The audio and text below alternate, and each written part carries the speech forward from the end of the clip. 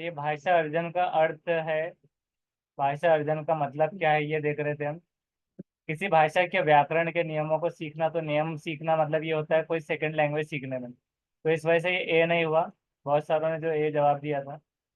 भाषा के व्याकरण के नियमों को सीखना, उसूल कवायद वगैरह ये सीखना, ये क्या होता है, ये अर्जन में नहीं आता। दूसरा क्या है कि किसी भाषा को अनौपचारिक परिवेश में, कि गैर रस्मी माहौल में, जैसे कि घर का माहौल वगैरह हो गया तो गैर रस्मी रहेगा। अगर स्कूल का उसका माहौल है तो वो औपचारिक माहौल है, रस्मी। जिसमें अनजाने में ही सीख लेना, मतलब अनजाने में सीखने का मतलब ये है कि कोई बच्चे है तो ऐसा खास तौर से जानबूझकर नहीं सीखते कि उर्दू सीखना है या फिर लैंग्वेज को सीखना है खास तौर से। तो खास तौर से ना सीखते हुए में अनजाने में सीखना मतलब कि क्योंकि वो एक इन्वायरमेंट मिल रहा है, तो उसको हर चीज का मतलब आ रहा है कि फला को क्या कहते हैं, फला को क्या। तो अनजाने में सीखना यानी कि उसको ये खबर नहीं कि मतलब वो लैंग्वेज सीख रहा है, लेकिन घर में जो बातचीत वगैरह चल रही है तो उसकी वजह से वो बोलने की कोशिश करते करते मैं वर्ड्स को जानते हुए मैं एक हिसाब से एक लैंग्वेज तो सीख रहा है वो, अर्जन कर रहा है, हासिल कर रहा है। तो वो अनजाने में इसलिए हो रही है, जो कंफ्यूजन था।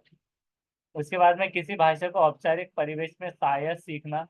अब शायद का डायरेक्ट अर्थ अगर हम ऐसे निकाले कि रस्मी माहौल में खास तौर से टाइम टेबल बनाकर, मतलब जानबूझकर, जैसे कि यहाँ पर अनजाने था तो वहाँ पर शायद एक खास तौर से सीखना, ये हम ले सकते हैं कि उसको खास तौर से सीखा जा रहा है, पाबंदी के साथ, ये चीजें हम ले सकते हैं।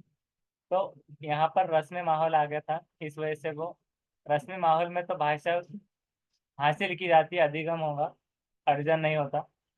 भाषा के बारे में सीखना, तो ये भी नहीं था, तो इस वजह से ये बी था इसका जवाब।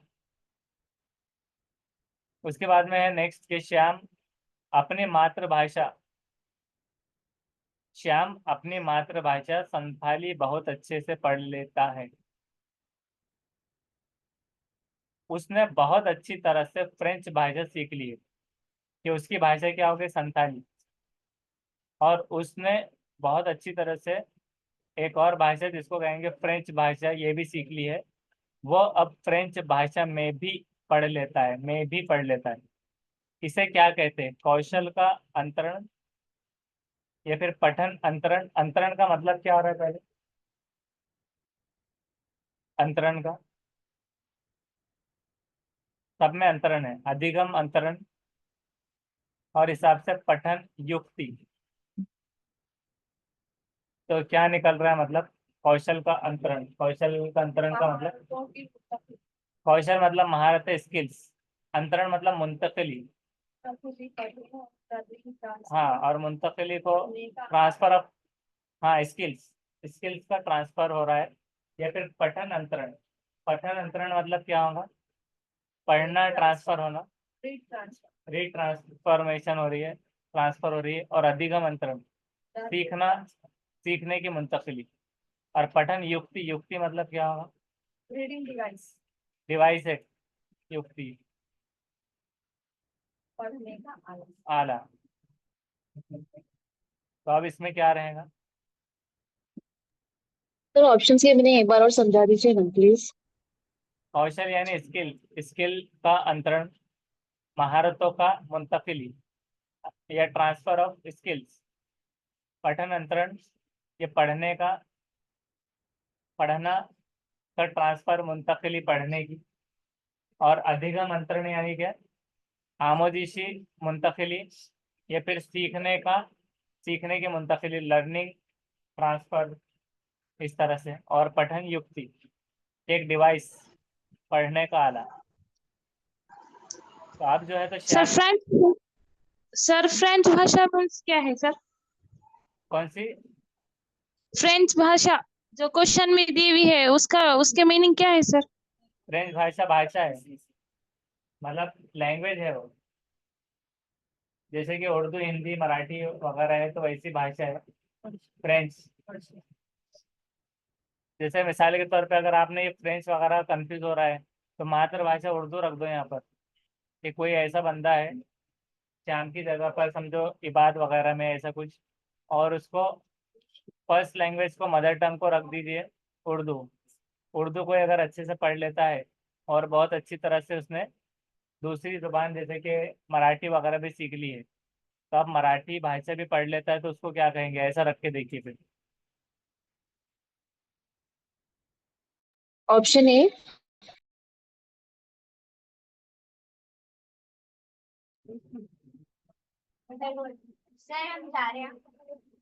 चलिए,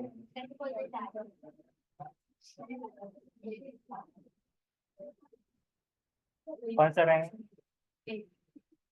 ये उसके अलावा? Option A.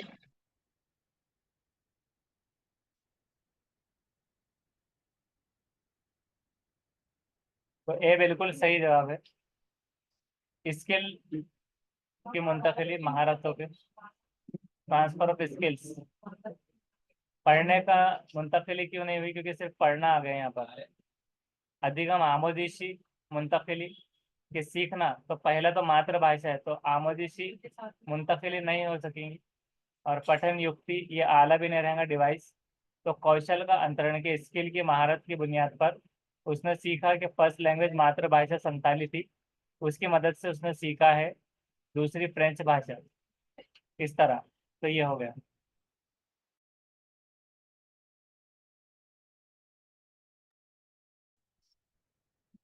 उसके बाद है भाषा में सहजात से क्या तात्पर्य है। सहजात मतलब क्या हो?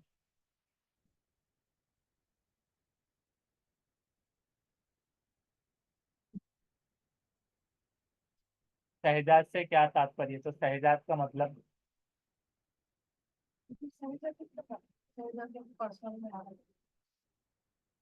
तात्पर्य, तात्पर्य किसको बोलेंगे, मुराद है वगैरह, तो क्या हुआ? सहजात से क्या मुराद है, तो बताइए।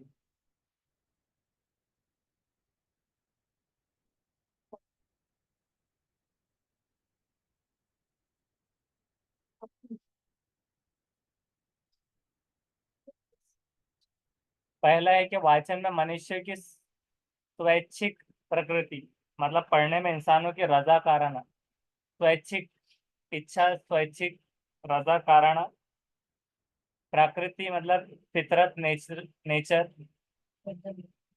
तो इरादी ऐसा भी ले सकते हैं, nature of human, voluntary nature of human in reading. या फिर पढ़ने में इंसानों की रजाकाराना फितरत के खुद से मतलब एक इरादतन पढ़ना। दूसरा, कि जुबान भाषा बोलना शुरू करने के समय बच्चे द्वारा महसूस की गई समस्या है, कि जुबान बोलना शुरू करने के वक्त बच्चों को दरपेश मसाइल, कि महसूस होने वाली समस्या, दरपेश जो मसाइल होंगे, डिफिकल्टीज।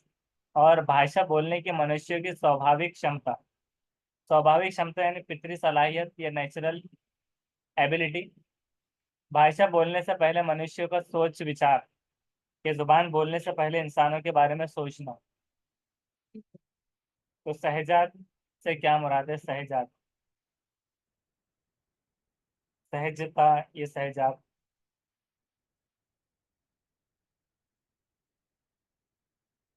तो सहजात पैदाइशी, क्रम में ऐसे आ रहा है, पैदाइशी।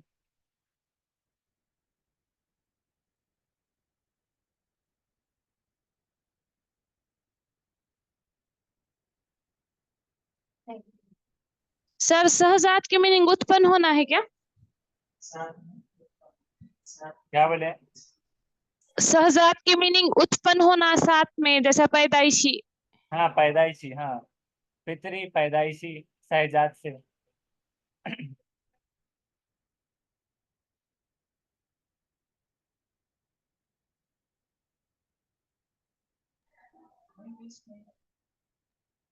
और उसके अलावा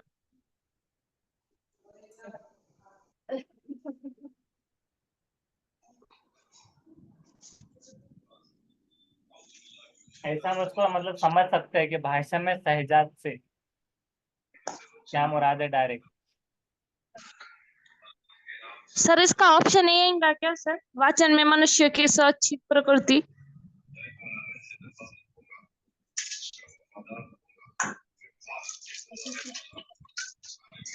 तो उसका है सी।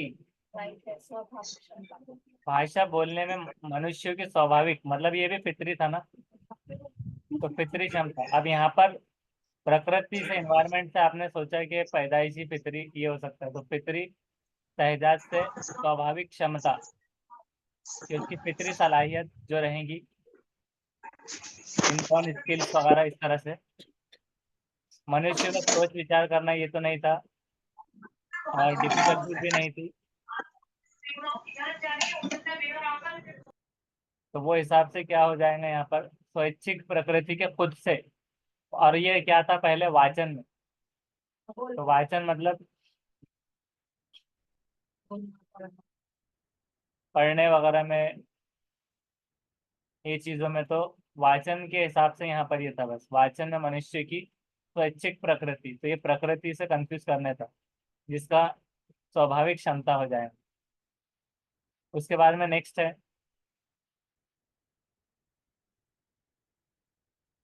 कक्षा 6 की अध्यापिका, 6 स्टैंडर्ड की जो है टीचर, अपनी कक्षा के विद्यार्थियों को 5-5 के समूहों में बांटती है, कि 5-5 के ग्रुप्स में बांटती है, और 3 महीने तक, 3 मंथ्स तक साथ साथ काम करने के लिए कार्य देती है, काम देती है इस कार्य में। और उस काम में उन्हें भिन्न भिन्न विषयों पर बहुत से लोगों के विचार, के अलग अलग जो लोग हैं उनके सोच आंकड़ों का संग्रह करना, आंकड़ों को एक जगह पे, मतलब गिनती वगैरह के ताल्लुक से भी आ जाएगा वो, और बाद में एक रिपोर्ट लिख कर उसे कक्षा में प्रस्तुत करना, प्रेजेंट करना, पेशकश करना उसकी। इस गतिविधि को क्या कहते हैं, प्रदत्त कार्य, परियोजना कार्य, या स्तर कार्य, या पोर्टफोलियो आकलन। पगार है, वो है पर इंसान को दैनिक सुकून अपने मतलब बहुत जरूरी है।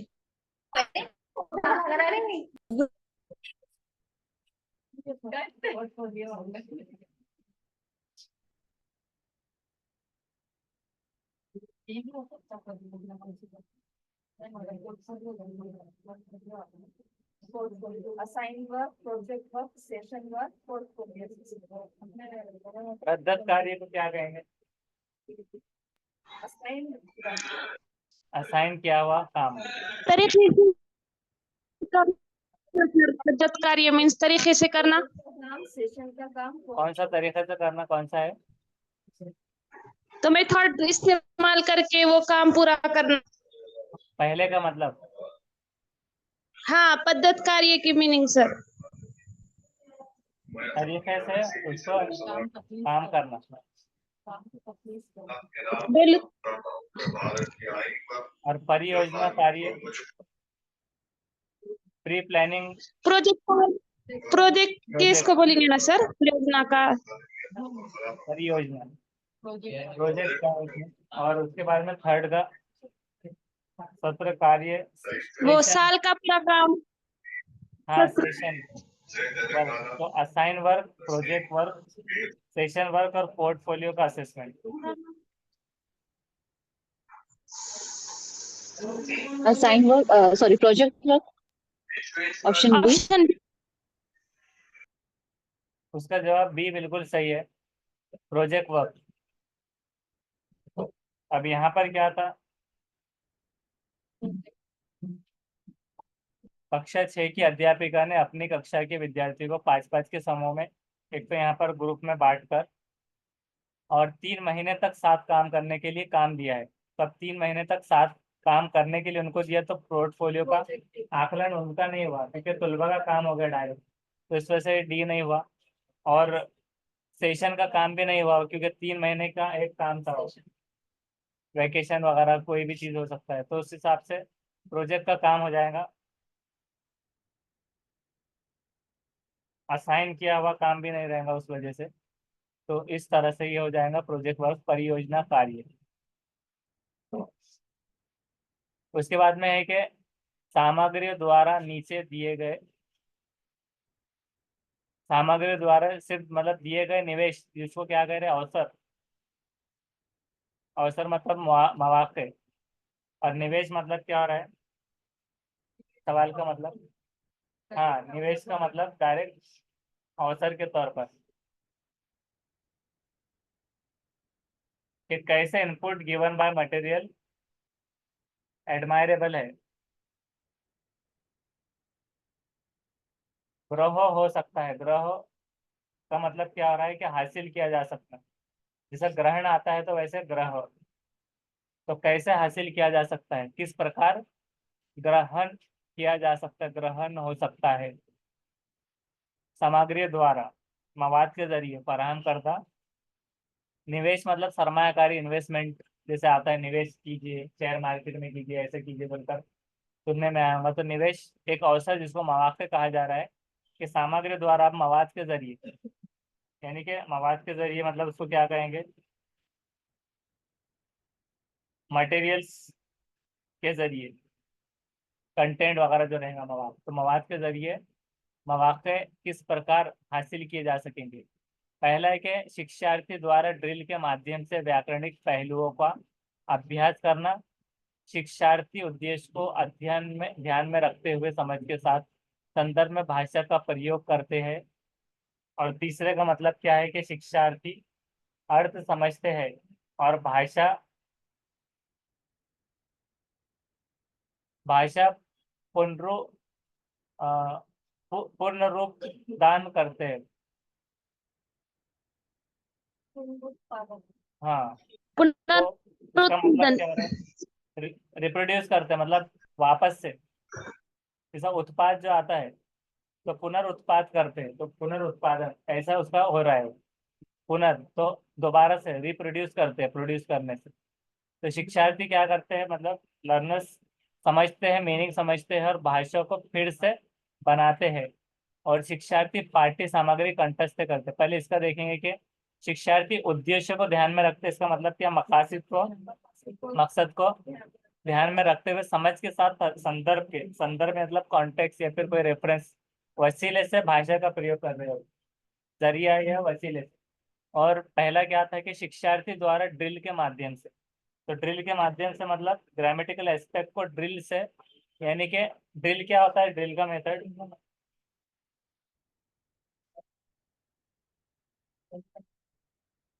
मश्क करने में आता है, ज्यादा से ज्यादा ड्रिलिंग। तो उस तरह से व्याकरणिक पहलुओं का अभ्यास करना ड्रिल मश्की अंदाज में। और उसके बाद क्या है कि शिक्षार्थी पाठ्य सामग्री, तो पाठ्य सामग्री का मतलब क्या हो जाएगा कि शिक्षार्थी सीखने वाले जो रहेंगे पाठ्य सामग्री, मुतालियाती मवाद जिसको कहे जाएंगे, कि पाठ्य सामग्री मुतालियाती मवाद या फिर मेमोराइज करने, स्टडी मटेरियल कंठस्थ करते हैं, मतलब मेमोराइज करते हैं। क्या करते हैं, मेमोराइज करते हैं।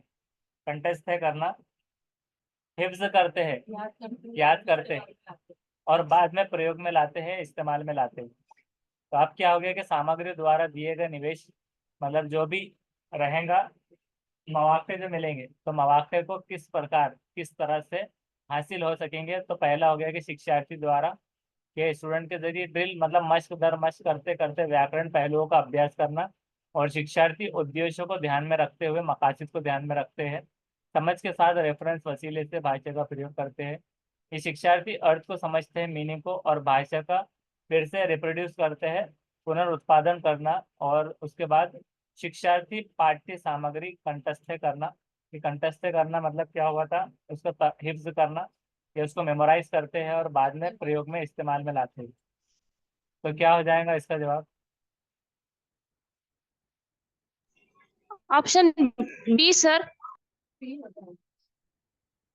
तो उसका बी बिल्कुल सही जवाब है, कि मकासद को ध्यान में भी रखना, समझ के साथ रेफरेंस से भाषा का प्रयोग करना।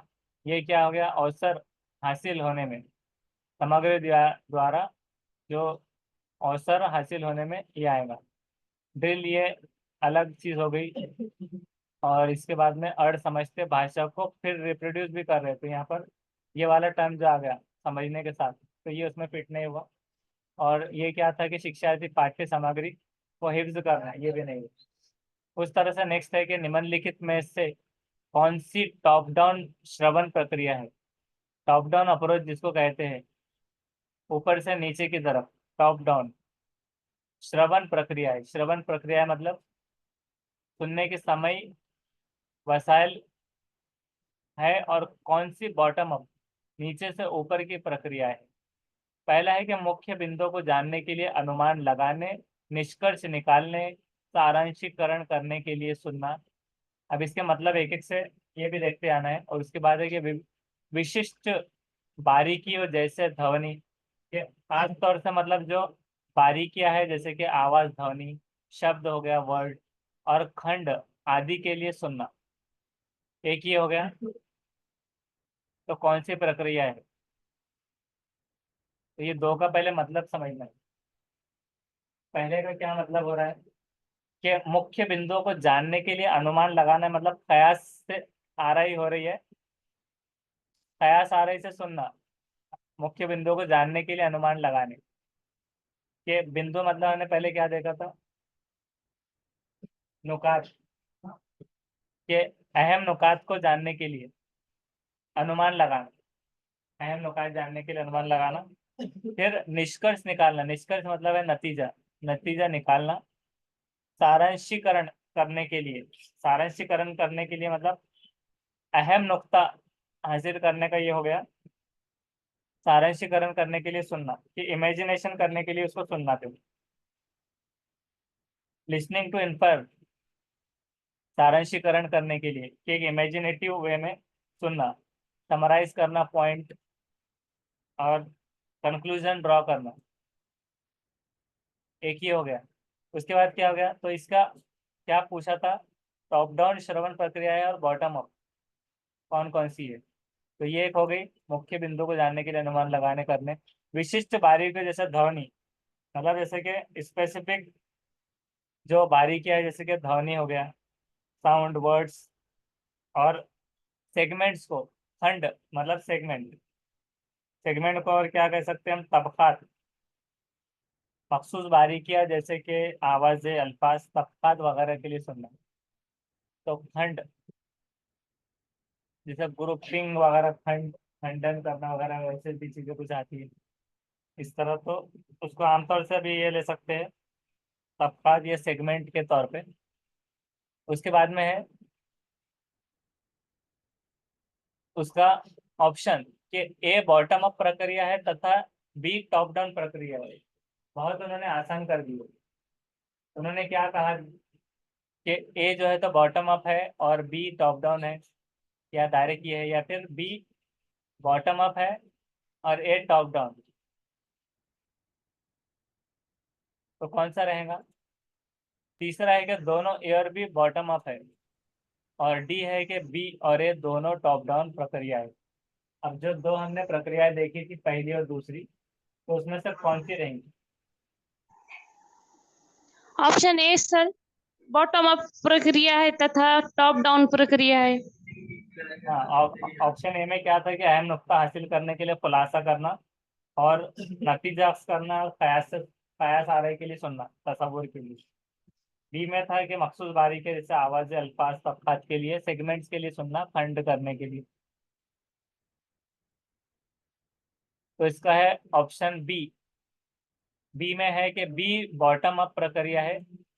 बी वाली नीचे से ऊपर की, नीचे से ऊपर वाली कौन सी थी? मखसूस बारीकी, बारीकी वाली जैसे कि आवाज, जिसमें क्या था? ध्वनि, अल्फाज, शब्द और खंड वगैरह के लिए सुनना। तो ये क्या हो गई? ये हो गई बॉटम अप, नीचे से ऊपर वाली। और टॉप डाउन प्रक्रिया में क्या आ गया? कयास, अहम नुक्ते के लिए खुलासा करना, नतीजा करना और कयास के लिए सुनना। इस तरह ये वाली बॉटम अप हो गई। बॉटम अप, नीचे से ऊपर की।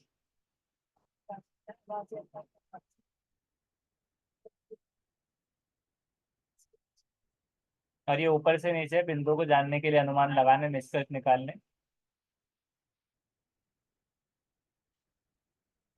उसके बाद में नेक्स्ट क्वेश्चन,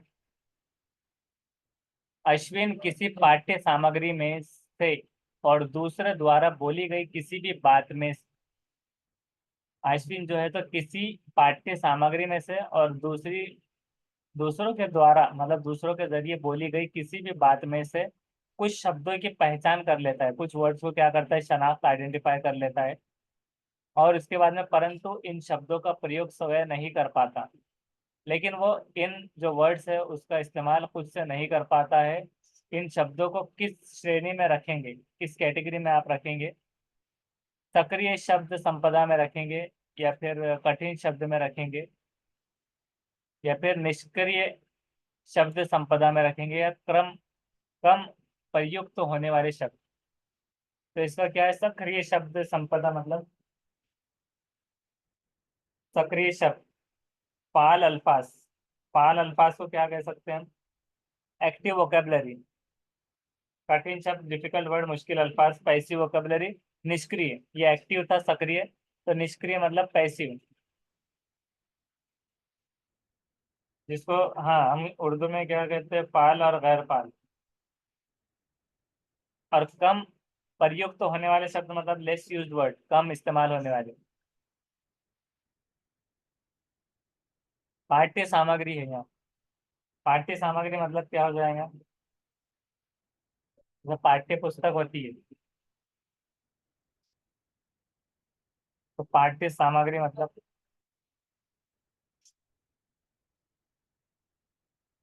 मतन और दूसरे जरिए बोली जाने वाली टेक्स्ट, या फिर एनीथिंग स्पोकन बाय अदर्स, कुछ भी चीज इस्तेमाल में नहीं कर पा रहा तो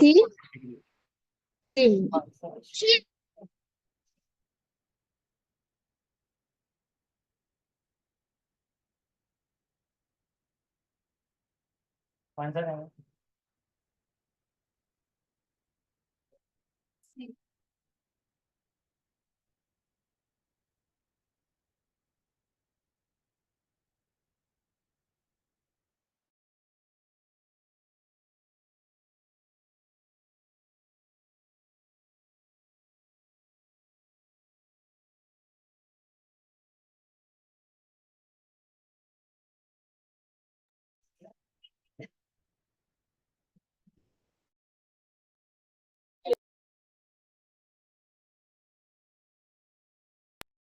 सर आप नहीं आ रही है।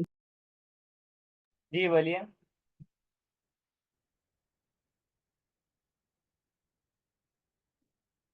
सी है उसका सही जवाब। निष्क्रिय शब्द संपदा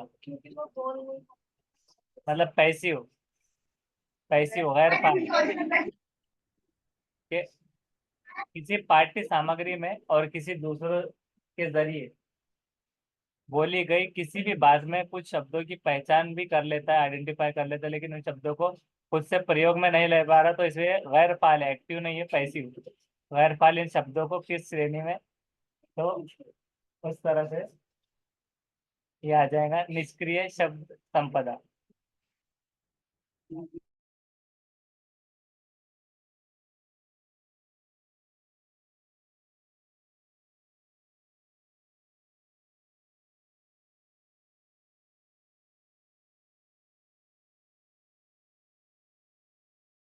सर आपकी आवाज नहीं आ रही।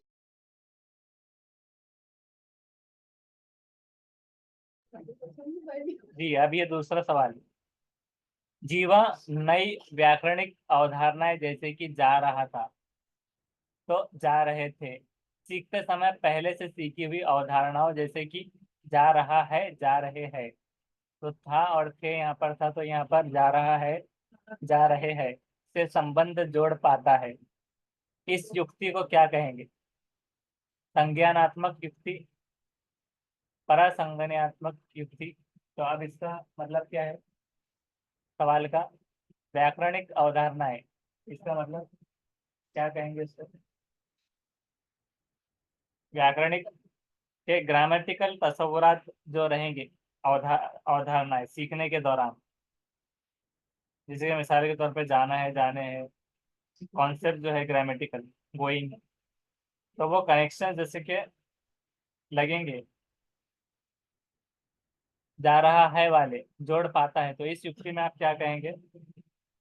अब इसके ऑप्शंस पहले देखेंगे। संज्ञानात्मक युक्ति, प्रसंज्ञानात्मक युक्ति, संज्ञानात्मक एवं प्रसंज्ञानात्मक दोनों, और अनुमान लगाने की युक्ति। तो इल्मी आला इल्मी वो मानोई, दोनों कौन सा रहेगा? अंदाजा लगाने की तजवीज।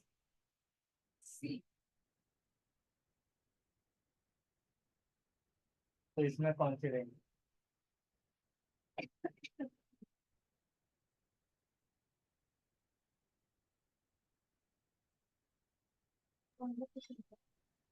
Option C sir.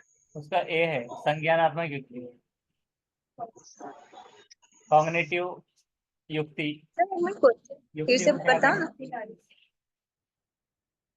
Cognitive device. Cognitive device type में, कॉग्निशन से जुड़ा हुआ। और प्रसंज्ञानात्मक, Pracognitive. कॉग्निटिव वगैरह इस तरह। तो अनुमान तो नहीं लगेगा डायरेक्टली यहाँ पर। तो जा रहा था ये वगैरह उससे सीखी हुई अवधारणाओं, जैसे कि जा रहा है, जा रहे से संबंध जोड़ पाता है। इस युक्ति को क्या कहेंगे? तो उसको कह रहे हैं कि कॉग्निटिव मतलब इल्मी जानने वाली, जिसे जानने वाली ये युक्ति ये आ जाए।